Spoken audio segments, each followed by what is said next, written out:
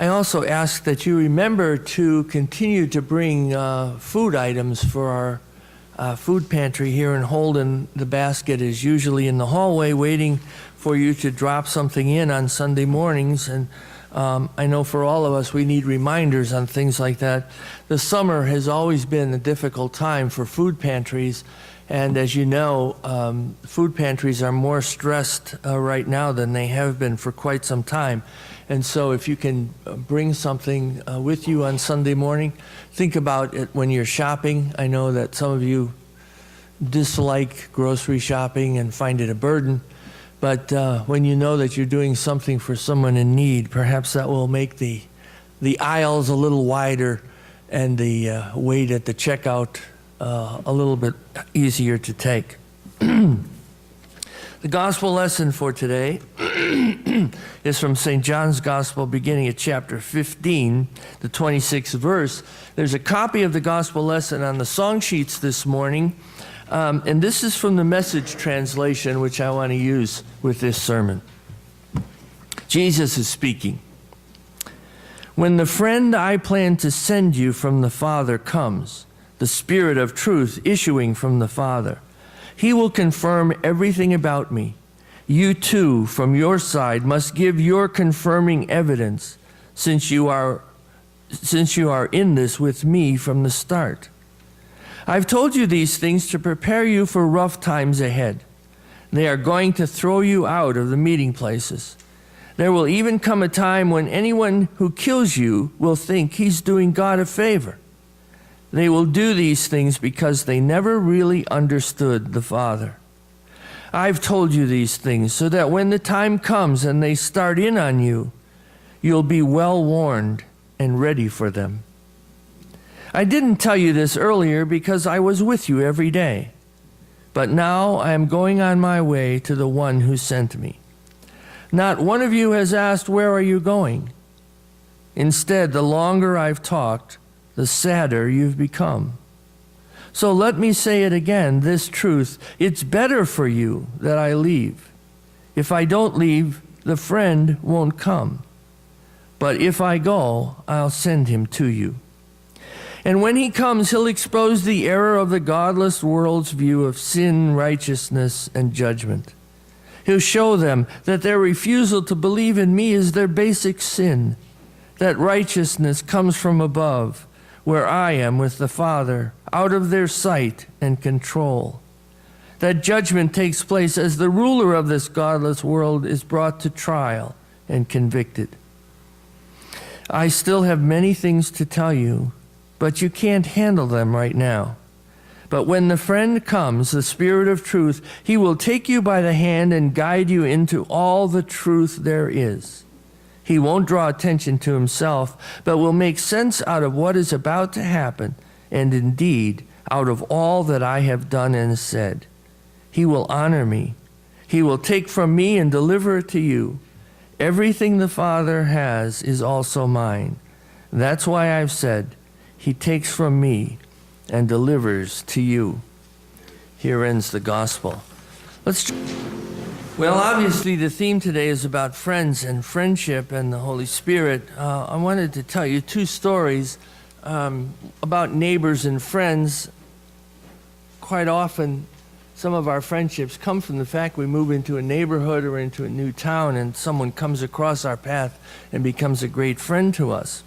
There's a story about a couple named Bob and Lynn. And they weren't what you could consider very good neighbors, but when they saw a moving van in front of the house across the street, they decided it was time to change their ways. And so Lynn prepared some homemade bread, and together she and Bob approached the house. And when someone answered the front door, Lynn said, "Hi, we wanted to welcome you to our neighborhood. Here's some bread for you." And the woman who answered the door said, "Oh, thank you very much for your kindness. This is embarrassing. You see, we're not moving in, we're moving out. We've lived here 8 years." You know, in a lot of places, that's not funny. It's more true. A lot of people have said to me, especially in large suburban areas, we don't really know our neighbors. Everybody's too busy. It's a strange thing to me. And there's a second story that's a little bit different. Person says, when we bought our new television set, the neighbors gathered one Saturday to help us to put up the antenna. This is obviously an older story.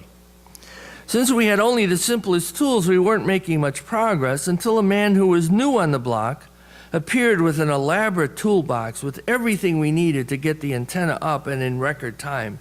And as we stood around congratulating ourselves on this piece of good luck, we asked our new neighbor what he made with such fancy and elaborate tools. And looking at us, he smiled and answered, "Friends, mostly." That's the kind of neighborhood I grew up in, and of course we did have antennas in those days.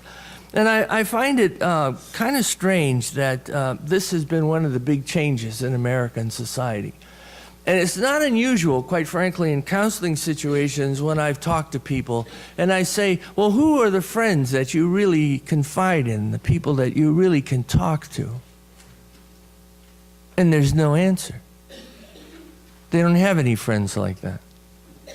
Well, you know, I'm awfully busy and my life is full and the agenda, and it doesn't make time for friends.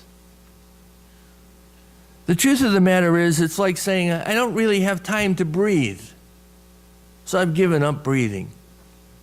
Or I don't drink any water anymore. I haven't got time to drink water. Or the very staples, the very absolute needs that we have are put on the side, and as though friendship wasn't one of those things. And those of you who have longtime friends, my best friend I've known since second grade, even though we live far apart and we see each other only a couple of times a year, if he needed me, he knows that I would be there immediately, as soon as I could get there. And the same would be true for him if I needed him. And there isn't anything I can't say to him, nor he to me. And some of the times, I go to him and talk to him about things because I know he'll tell me the truth about myself, which I don't always hear and quite often don't want to hear. You may be much the same. One of my powerful memories of friendship was when my grandmother died. I was 9 years old. My grandmother was, like most grandmothers, very much beloved by all of her family. She had 7 children. I've told you some of the stories about those 7 children. She was a good mother, really, in spite of the way they turned out.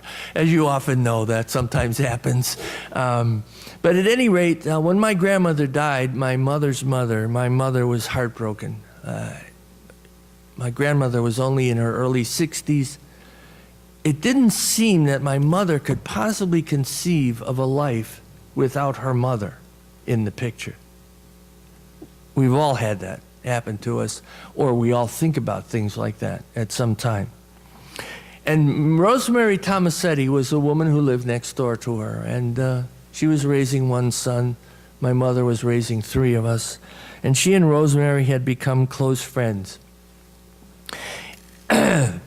And I still have a very vivid picture of my mother and Rosemary sitting in the kitchen drinking coffee with my mother crying and the 2 of them talking about death and the fact that both of them had lost their mothers and what that meant to them. And Rosemary was so supportive because, of course, she said, "Helen, you will go on. Life will continue." I don't know the exact conversation that went around that, but I always saw that. And when we moved in that neighborhood, we moved like from here to the other side of the parking lot. We lived in 3 houses in the same half block on Albany Avenue in Chicago. And so these friendships, these neighborhood friendships among us kids as well as among the adults became very strong because we were still in the neighborhood. And that meant a lot to us.